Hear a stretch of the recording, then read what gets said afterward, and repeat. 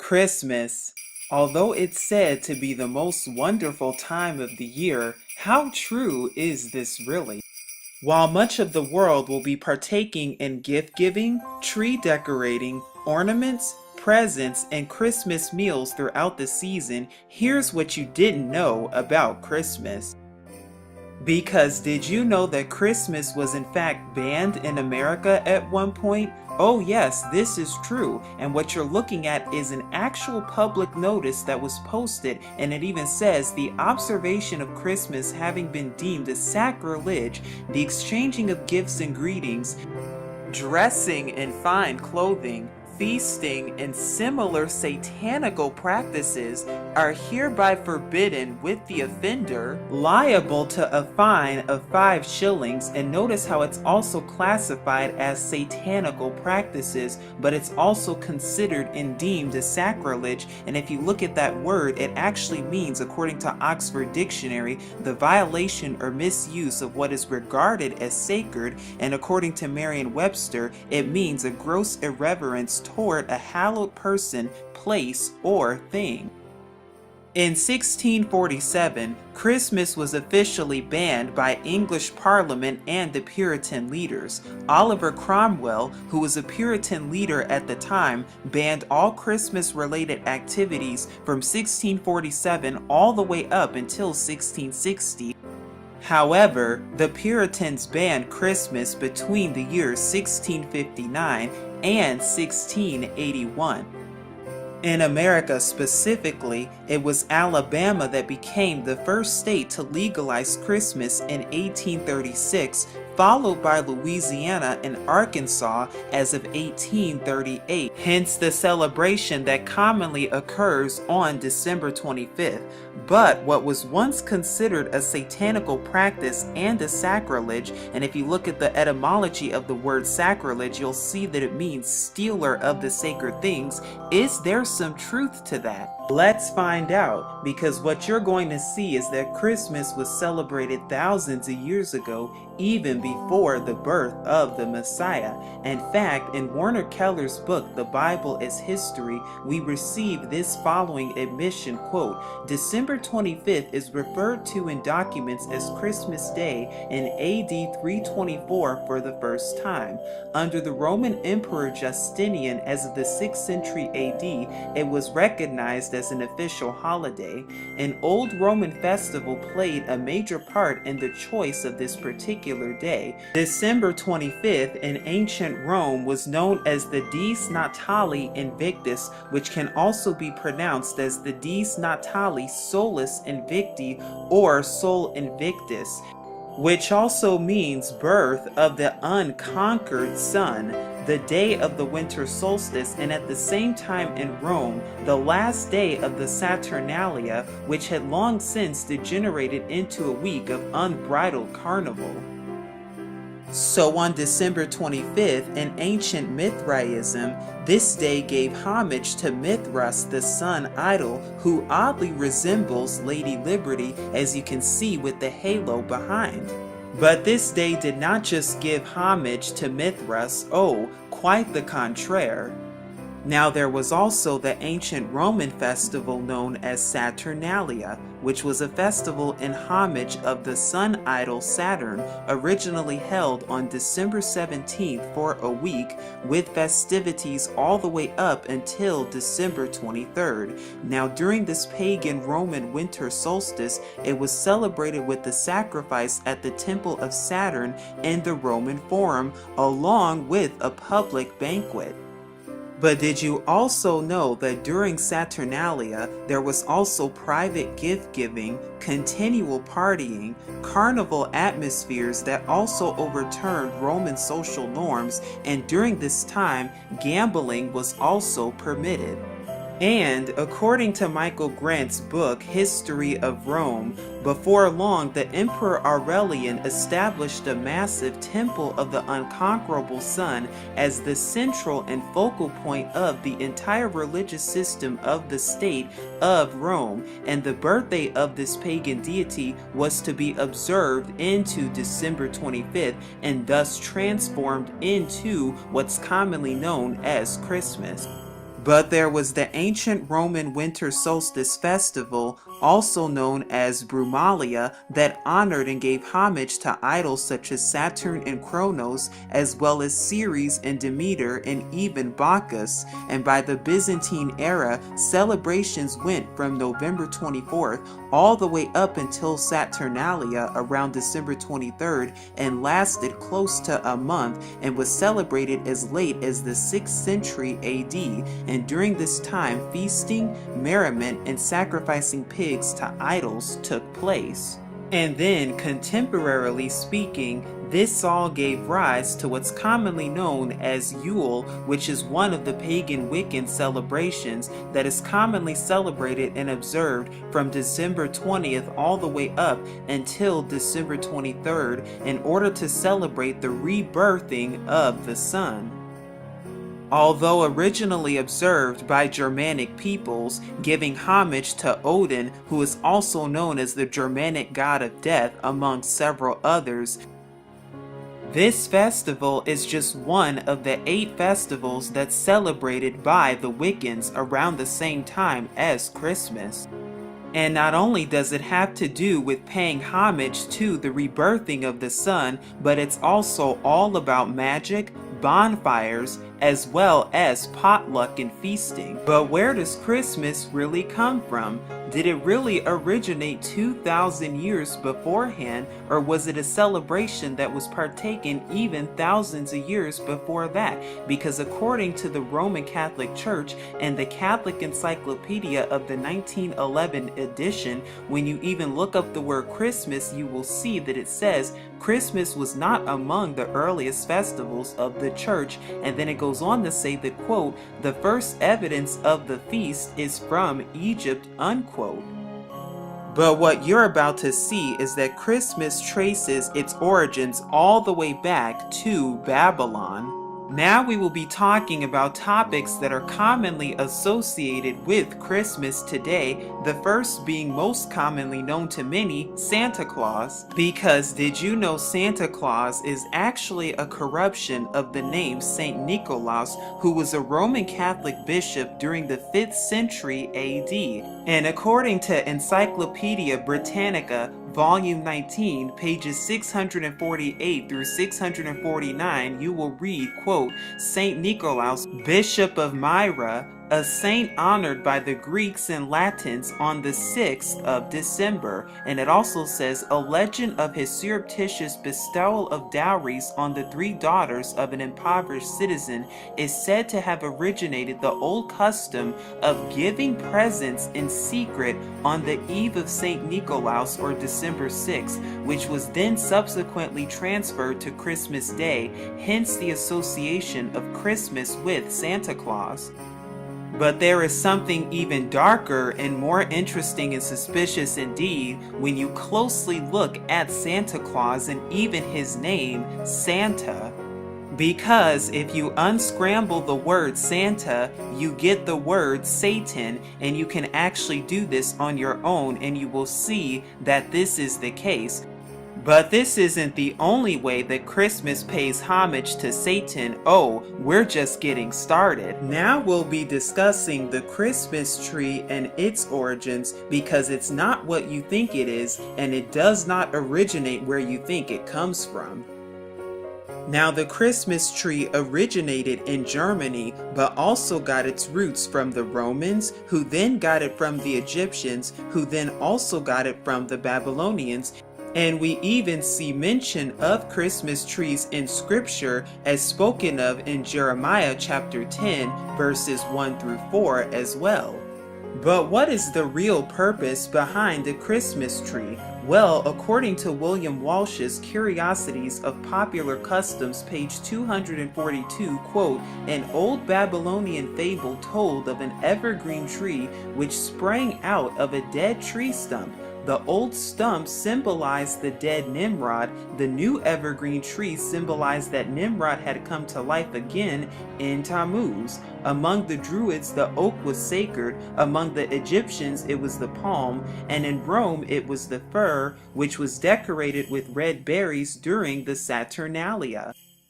There is much more to the story when it comes to the Christmas tree. And what does the obelisk and the Christmas tree have in common, you may be wondering? They are both phallic symbols that represent the phallic symbol of Nimrod, and the Babylonian story goes as follows. After the death of Nimrod in Babylonian tradition, who is commonly known as Horus in Egyptian tradition, what then happened is that the wife of Nimrod, who is Semiramis or Isis in Egyptian tradition, then scooped up all of his body parts, finding all of them except one body part.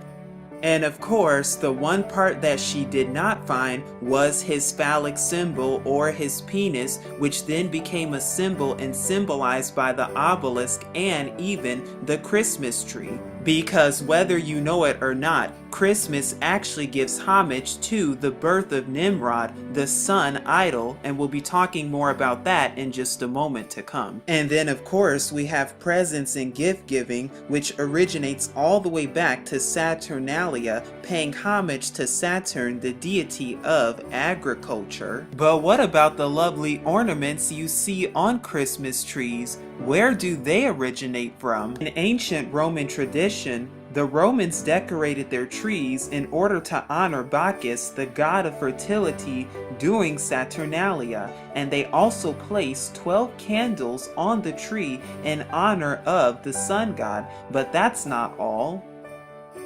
And what the Greeks did is that they worshipped Adonia, who was allegedly brought back to life or rebirth by the serpent Asclepius after having been slain, once again paying homage to rebirthing during this time. And we also know that the Germans attached fruit and candles on their trees in order to honor Woden, where the name Wednesday originates from. But what about all of those lovely lights that you see? Well, these lights, along with the ornaments, they give homage to Nimrod, the sun deity, representing rebirth of the sun, and we know that Satan transforms himself as a messenger or angel of light, because the Christmas tree and the Christmas lights and the Christmas decoration, they all give homage and honor to Nimrod, who is commonly also known as Baal, not to mention the stars on the Christmas tree, which represents the star of Ishtar, the wife of Satan, literally.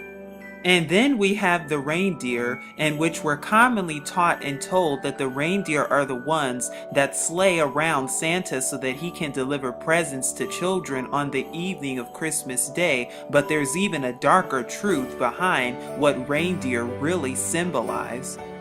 Because according to paganism, reindeer are commonly associated with the horn god of the pagans, most commonly the horn god Cernunnos, who oddly resembles the Baphomet. Now Cernunnos is said to be the Celtic god of fertility, animals, wealth, as well as the underworld. But there is more to be told about reindeer even in Norse mythology. In Norse mythology, there is also a horse who is commonly known as Sleipnir, who is an 8-legged horse of the god Odin, who is known to be a, quote, helping spirit, and became a stallion giant and travels throughout the worlds in Norse stories and myths. Now that you know that Satan is actually the one that's riding these reindeers and not Santa, you'll know what reindeer is all about when it comes to Christmas. If you're thinking about decorating with bows of holly, well, just know that they represent a symbol of fertility, just like rabbits and Easter eggs for Easter, as well as giving homage to Isis herself, commonly known as Easter, the symbol of the fertility goddess. But what about the wreaths, mistletoe, and Yule log? Well, according to Encyclopedia Americana, it states, quote, the holly, the mistletoe, and the Yule log are all relics of pre-Christian times. In fact, according to Frederick Haskin's 1926 book, Answers to Question, Haskin states, quote, the use of Christmas wreaths is believed by authorities to be traceable to the pagan customs of decorating buildings and places of worship at the feast which took place at the same time as Christmas. And what about the Yule log itself? Well, it actually represents the Scandinavian fertility god as well as the rebirth of the sun god Lu, and note the phallic symbol of this symbolism as well. In fact, the Yule log was commonly used in a rite of Teutonic nature worship.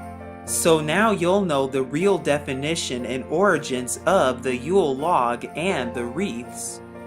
And then we have the mistletoe, which according to the Encyclopedia Britannica under Santa Tales, quote, the European mistletoe is thought to have had special ritual significance in Druid ceremonies and lives in folklore today, its special status as the Christmas mistletoe having come from Anglo-Saxon times. Mistletoe itself is a parasite that lives on oak trees, and also note that the Druids worshipped in oak tree groves. The ancient Celtics associated with the Druids also used to give mistletoe as an herbal remedy to barren animals to make them fertile. And it is still referred to as an all-healer in Celtic, and like the mistletoe, holly berries were also thought to be sacred to the sun god. The original sun log came to be called the Yule log, and Yule simply means wheel, which has long been a pagan representation of the sun. Well then, you're probably saying to yourself that Christmas is just a mere celebration of the Messiah that's spoken of in the New Testament in order to celebrate and reverence his birth that was allegedly on December 25th. But what if I told you that he was not even born on December 25th or nowhere near December 25th with scripture to prove it? The Messiah of the New Testament, whose real name is Yahusha, was born nowhere near December 25th, but was born sometime during the fall feasts in September and October of today. But, however, there were many others who were born on December 25th in many mythologies, Jesus Christ included.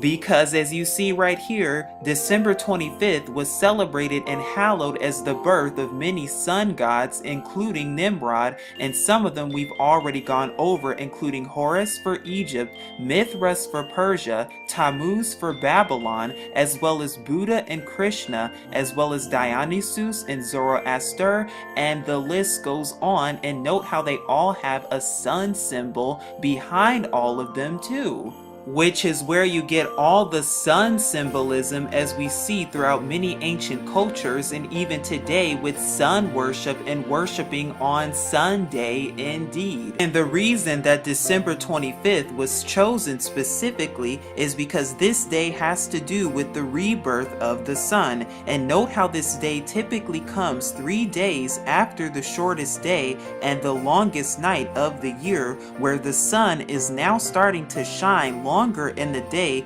therefore symbolizing its rebirth, aka the birth of Nimrod or Baal, the sun god. In fact, nowhere in scripture does our Father or the Messiah himself even say or command to observe birthdays anywhere whatsoever. And the places that we do see birthdays being observed is by the Pharaoh in Bereshith, or Genesis chapter 40 verses 20 through 23, as well as the birth of Herod in Matthew chapter 14 verses 6. So we see that nowhere in scripture does our Mashiach Yahusha tell us to celebrate his birthday, and nowhere does our Father Yahuwah even tell us to observe Christmas either. And we know even with scripture telling us that the Mashiach was not even born during the time of Christmas. And we know that because according to Luke chapter 2 verses 8, when the Messiah was born, there were in the same country shepherds abiding in the fields, keeping watch over their flocks by night. However, that could never occur in Judea in the month of December, because the shepherds always brought their flocks from the mountainsides in the fields and curled them no later than October 15th to protect them from the cold, rainy season that followed after that date. And if you look at Song of Solomon chapter 2 verses 11 and Ezra chapter 10 verses 9, you'll see that winter was a rainy season and the shepherds were not permitted to abide in the open fields at night because of the cold. And according to the Adam Clark Commentary, Volume 5, page 370 of the New York edition, quote, "It was ancient custom among Hebrews of those days to send out their sheep to the fields and deserts about the Passover or early spring, and then bring them home at the commencement of the first rain, which was commonly during the autumn, well before the winter time." And if you look very carefully at Luke chapter 1, you will see that the Messiah was conceived 6 months after John or Yahuchanan the Immerser or Baptist, and therefore was born 6 months after John, and during this time he was born during the time of the fall feasts. But that's not all, because we also see in Scripture that our Father actually tells us not to celebrate Christmas or have any affiliation with it whatsoever. Because Jeremiah chapter 10 verses 1 through 4, our Father even tells us, "Learn not the way of the heathen," and describes a practice that sounds just like Christmas that the heathen partook in hundreds of years before the Mashiach or the Messiah was even on the earth. As well as Amos chapter 5 verses 21 through 22, where our Father Yahuwah even says, I despise your feast days, and I will not smell in your solemn assemblies. Though ye offer me burnt offerings and your meat offerings, I will not accept them, neither will I regard the peace offerings of your fat beasts. We also see in the Torah how Christmas actually breaks commandments, and how our Father Yahuwah time and time again speaks against Christmas and all these other holidays, even in Exodus chapter 20 verses 1 through 17. Because we see that it breaks the first, second, and third commandments, as well as in Deuteronomy chapter 12, verses 29 through 31, which says we are not to be involved in any type of paganisms whatsoever. Deuteronomy chapter 12, verses 1 through 4, which says we are to have no graven or carved images whatsoever. And then we also have Exodus chapter 34, verses 13, Deuteronomy chapter 7, verses 5, and Deuteronomy chapter 16 verses 21, which says no Asherah poles or trees whatsoever, and that includes Christmas trees, with Jeremiah chapter 2 verses 20 as a witness. And we also know the feast days that our Father Yahuwah commands us to celebrate and to keep and observe in Leviticus chapter 23 specifically, and we even know that the Messiah of the New Testament even kept these feast days too. And Scripture even says that we are not to add or take away from the words that are written in Scripture. Once again, nowhere in Scripture does the Messiah or the Mashiach Yahusha tell us to celebrate his birthday anywhere. Nowhere in Scripture do we even see the word Christmas or even the word Sunday found anywhere. Nowhere does our Father Yahuwah tell us to observe or celebrate Christmas and speaks against it. And the question that we should be having and thinking about is, are we following truth or Babylonian customs and traditions? Are we following truth or tradition? That is the question. And according to Alexander Hislop's The Two Babylons, quote, long before the 4th century and long before the Christian era itself, a festival was celebrated among the heathen at that precise time of the year in honor of the birth of the son of the Babylonian Queen of Heaven. And it may fairly be presumed that, in order to conciliate the heathen and to swell the number of the nominal adherents of Christianity, the same festival was adopted by the Roman Church, giving it only the name of Christ. So the next time you're thinking about celebrating Christmas with your family, or even putting up a Christmas tree and decorating that Christmas tree with ornaments and other things, and the next time you're thinking about dressing up as Santa Claus, or even celebrating it with your family and giving gifts with your kids and giving presents with your children, you'll know the exact origins of Christmas from front to back and from left to right. Because yes, Christmas is very pagan indeed, and has its roots grounded in paganisms and Babylon all over again. And the question once again is, are we following truth or tradition. And as always, remember to seek Yahuwah and his true son Yahusha for even more truth. But this is Truth Unveiled here saying shalom.